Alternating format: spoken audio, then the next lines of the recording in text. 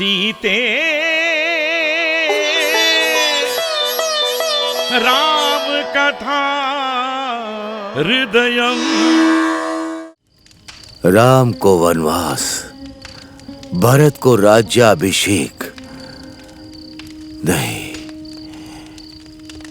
मेरी ही प्रिय पत्नी के मुख से मुझे ऐसे क्रूर शब्द सुनने को पड़े। कैसा दुर्भाग्य है मेरा। मैंने क्यों ही इसे वचन दिया।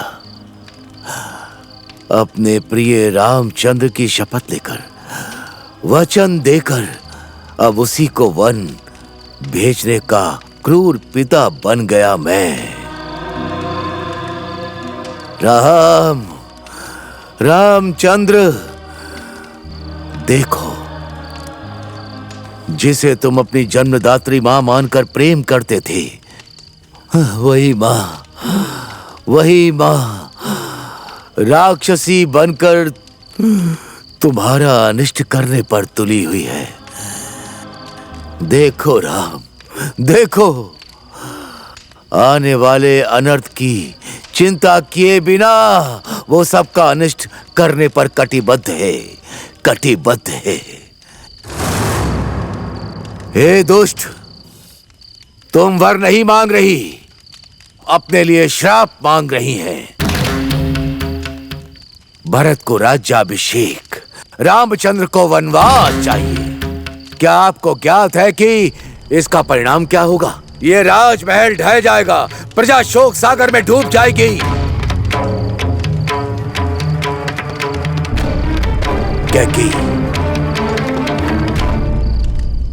तुम्हारे मन में ऐसे कुत्सित विचार नहीं आ सकते। किसी के दुर्बोध ने तुम्हारे मस्तिष्क में प्रवेश कर तुम्हें ऐसा दुष्कृत करने के लिए प्रेरित किया। कहो कैकी, कौन तुम्हें इसको कर्म के लिए प्रेरित कर रहा है? हम इतने भी अज्ञानी नहीं कि किसी से प्रेरणा लें। यदि हम अपने वर मांग रहे हैं, तो आपको ऐसा क्यों लग रहा है कि मुझे कोई और प्रेरित कर रहा है? ऐसा नहीं है प्रभु। अर्थात क्या तुम्हें राम से भय है? इसीलिए आपने रामचंद्र को वनवास भेजने का निर्णय लिया। क्या यह बात सत्य है देवी? क्या यह भी भय है कि वो भरत का अनिष्ट करेगा? छी! जो रामचंद्र सबका सुख चाहता है, वो मां के स्थान पर स्थित आपके या अपने भाई भरत के साथ अनिष्ट करेगा, ऐसा सोच भी कैसे सकती हो? क्या तुम्हें रामचंद्र पर विश्वास नहीं है?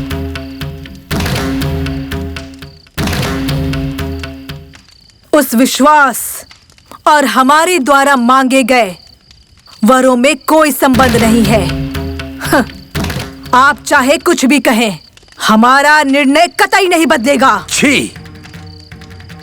तुम स्त्री नहीं हो, राक्षसी हो। स्त्री रूप में एक पिशाचिनी हो। अंततः तुमने राम को वन भेजने का निश्चय कर ही लिया है ना? क्या तुम यह समझती हो कि तुम्हारी इच्छा के अनुसार भरत राज्य करेगा? जन्मदात्री मां हो तुम, उसके गुणों का ज्ञान नहीं तुम्हें। सिंहासन पर बैठना तो दूर, रामचंद्र के बिना अयोध्या में वो एक क्षण भी नहीं रहेगा। वो रघुवंश का अंकुर है। तुम्हारी इस घात और षड्यंत्र से भरी युक्ति को वो कभी स्वीकार नहीं करेगा।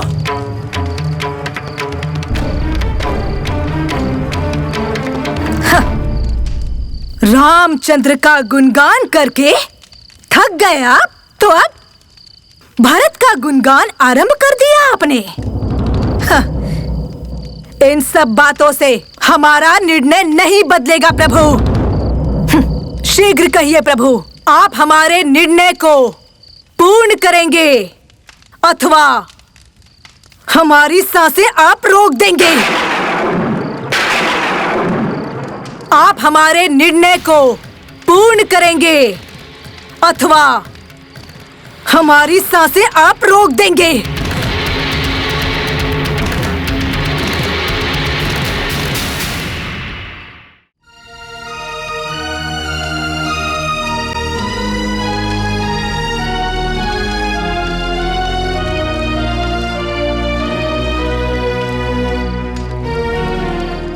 कैकेयी, आपने कहा था कि यदि आपकी इच्छा पूर्ण ना हुई तो आप प्राण त्याग दोगी। यदि मैं आपके इस दुष्ट हट के समक्ष झुक गया और आपकी इच्छा पूर्ण कर दी, तो क्या आपने इसके परिणामों की कल्पना की? देवी, देश के कोने कोने से सामंत, गणमान्य व्यक्ति, कुलों के श्रेष्ठ जन सभी राम के राज्याभिषेक हेतु प्रसन्नता पूर्वक अयोध्या पधारे हैं। यदि उनकी अपेक्षा के अनुसार ये राज्याभिषेक संपन्न ना हुआ तो उन्हें मैं क्या उत्तर दूंगा? ये कहूं कि मेरी छोटी रानी के हट के कारण आप सबके प्रिय रामचंद्र को वन भेजने का ये अवसर उन्हीं के कारण आन पड़ा है। उस दिन भरी सभा में कहा कि रामचंद्र ही सिंहासन पर बैठेगा, ऐसी मैंने घोषणा की थी। यदि आज ऐसा ना हुआ तो क्या समस्त प्रजा मुझे वचन भ्रष्ट नहीं कहेगी? देवी, भविष्य में विश्वास करेंगे क्या वो? प्रजा को हमारी बातों पर विश्वास नहीं होगा, हम ऐसा नहीं चाहते हैं। देवी, कौशल्या बेचारी, सात्विक मूर्ति, स्नेह और सौजन्य की देवी, दासी बन मेरी सेवा की है, सखी बन मेरा साथ निभाया है, मांगलिक कार्यों में मेरी पत्नी बनी और संकट काल में मां का स्थान ले मेरा सर्वस्व बनी है। रामचंद्र जैसे पुत्र को जन्म दिया है, ऐसी स्त्री को किस अपराध का मैं उन्हें दंड दे रहा हूं, मैं उनसे क्या कहूंगा? मैं क्या उत्तर दूं? देवी, कहो। उन्होंने कभी नहीं चाहा कि राम का राज्याभिषेक हो। मैं ही उनके मन में इस आशा के अंकुरण का कारण बना। आज मैं ही उसे मिटा दूं? कहो देवी। जानकी, महाराज जनक की पुत्री, एक बार उस जानकी का स्मरण करो।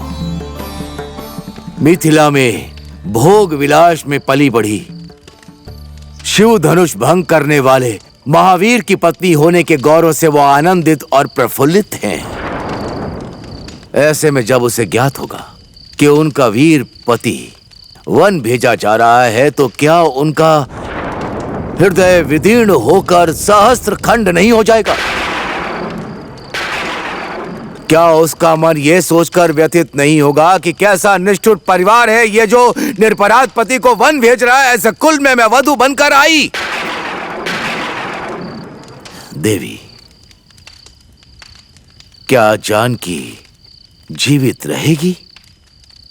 अथवा सीताराम के वियोग में क्या मैं जीवित रह पाऊंगा?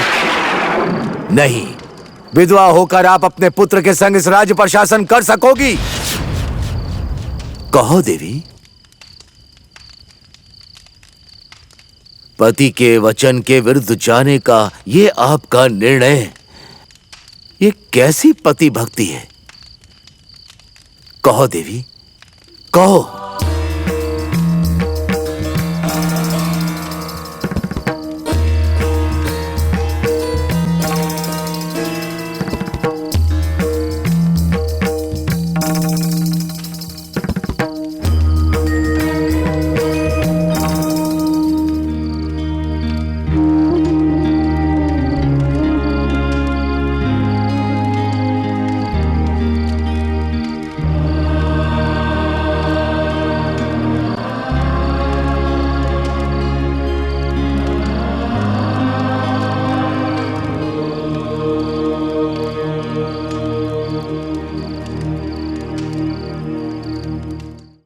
हमें आप पर विश्वास है देवी।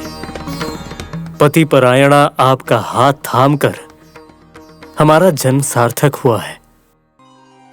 इसके बदले में हम कामना करते हैं कि हमारे द्वारा आप जीवन भर सारे सुख और संतोष प्राप्त करें देवी। कैसी भी कठिनाइयां आए, हम दोनों को बिना धैर्य खोए उनका सामना करने की शक्ति मिले, ये हमारी इच्छा है। जी स्वामी, चाहे कष्ट हो या सुख हो, हम दोनों को सदा साथ ही रहना है। आपकी सेवा में ही मेरा जीवन धन्य हो प्रभु। स्क्रॉल करते करते यहाँ तक आ ही गए आप, तो अब टीवी के सदाबहार और बेहतरीन शोज जैसे कि जय माता की, नूरजहां, जिंदगी और गुल गुलशन गुलफाम सिनेविस्टा क्लासिक्स पे देखना बिल्कुल भी ना भूले और सब्सक्राइब जरूर करें। सीते राम कथा हृदयं